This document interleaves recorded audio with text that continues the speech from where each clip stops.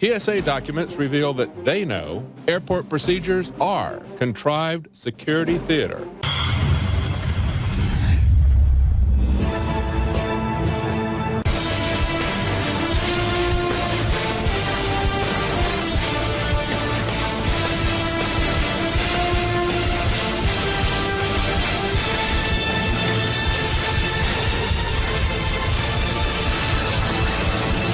Share this video with a friend.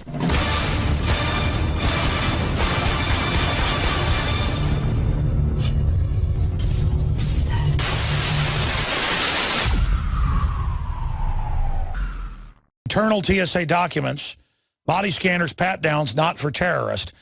And these are internal TSA documents that have come out in court and then been posted to the federal court websites. No one picked this up. We picked it up.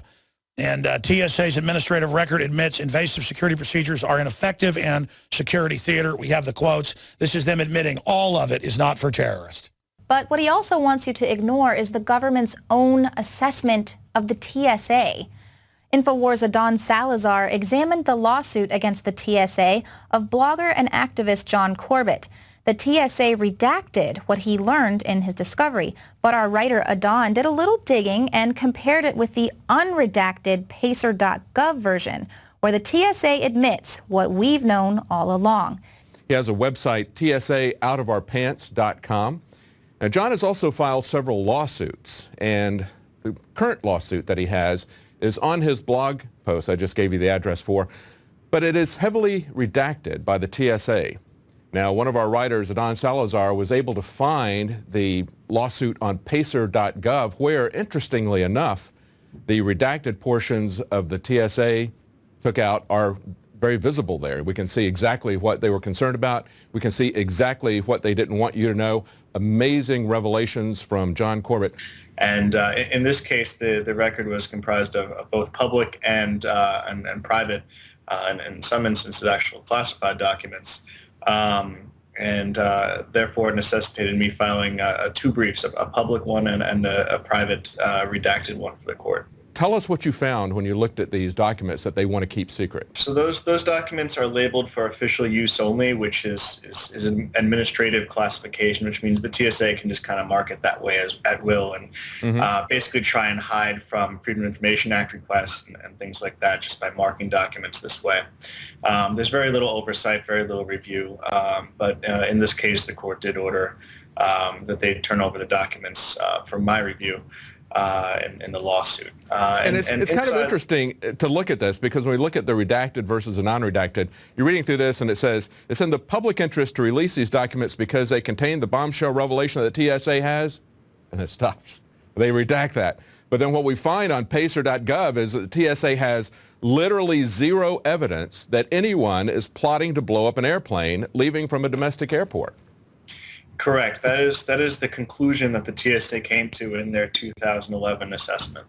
So they know that there's no risk to us, and they're proceeding on with this absurd security theater that we all have to be put through at the airports anyway. Now, we all knew that it was a fraud. Their failure rates, which they don't want anybody to know, and he said it was totally unacceptable, totally useless, in other words. He had already told us that their methods of screening were useless, so if they've got absolutely useless security at the airports, that would tell you, since we haven't had an attack right there, that there's not any threat. But the TSA knows that. The TSA has known that for a couple of years and have said that internally in documents, but they continue to go through this theater. Correct. The numbers, as Micah has said, were abysmal. We got a little bit of evidence about that last year when I interviewed a TSA screener who flat out said the body scanner would miss things all the time: big, small, metallic, non-metallic, things like guns and knives. You'd think that something so big and obvious as a handgun would be an easy catch, but unfortunately it's not. The TSA is unable to do this. The new technologies are less able to catch these things because a metal detector has a pretty good chance of catching a gun. A body scanner, on the other hand, does not. Tell us about that video where you were able to sneak something through. Sure. So I produced a video back a year and a half ago where I was able to exploit a vulnerability in the body scanners where they can't see objects of certain densities on certain parts of the body. So in particular, metallic objects on the side of the body cannot be detected. So think the ramifications of this are anything encased in metal placed on the side of the body can be taken through. A firearm that's all metallic simply strapped onto the side of the body with no other modifications can be taken through. And these were things that the TSA either knew or should have known during their testing. And these are things that the TSA and the public knew after I released it in March 2012. They're still not fixed. These vulnerabilities where anyone can take a gun through TSA body scanners are still in effect today.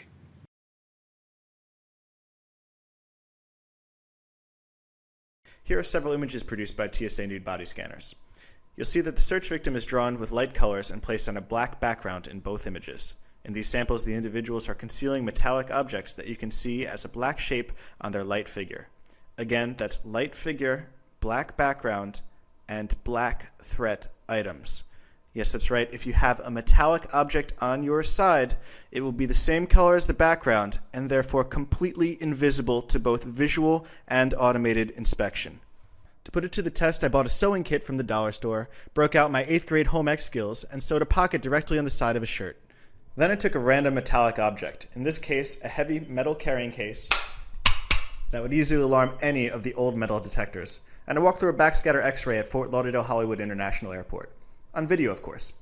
While I'm not about to win any videography awards for my hidden camera footage, you can watch as I walk through the security line with the metal object in my new side pocket. My camera gets placed on the conveyor belt and goes through its own x-ray, and when it comes out, I'm through, and the object never left my pocket. Okay, let's try again at Cleveland Hopkins International Airport through one of the TSA's newest machines, a millimeter wave scanner with automated threat detection built in. With the metallic object in my side pocket, I enter the security line, my device goes through its own x-ray, I pass through, and I exit with the object without any complaints from the TSA. It's important to note that any metal object of any size can use this technique. That's amazing. Now, one of the things that most of the stuff that they redacted were your summaries of what you had seen in these documents. But you've got one quote at least in here that says, as of, and this is a direct quote from the TSA's document, as of mid-2011, terrorist threat groups present in the homeland are not known to be actively plotting against civil aviation targets or airports. Instead, their focus is on fundraising, recruiting, and propagandizing. Kind of sounds like our own government. Their focus is on fundraising, recruiting, and propagandizing. But that's a direct quote from the TSA documents. Correct. And the big deal about this is that the TSA comes out in public, and especially in front of Congress, and says, look, we need to molest the people. We need to take these body scans showing their nude body in order to let them through, because otherwise the terrorists are going to blow planes out of the sky. Internally, they know that's not the case. Internally, they know that the threat from these kinds of terrorists and from non-metallic explosives and so forth is minuscule. They weren't able to find any evidence that anyone in the country was plotting any such attack. So it is kind of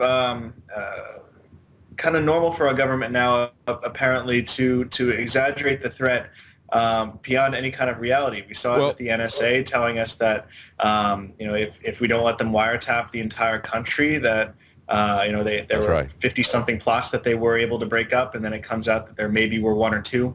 With the TSA, it's zero, absolutely zero terrorist attempts, absolutely zero evidence of any terrorist attacks being plotted, and this is the TSA's own analysis.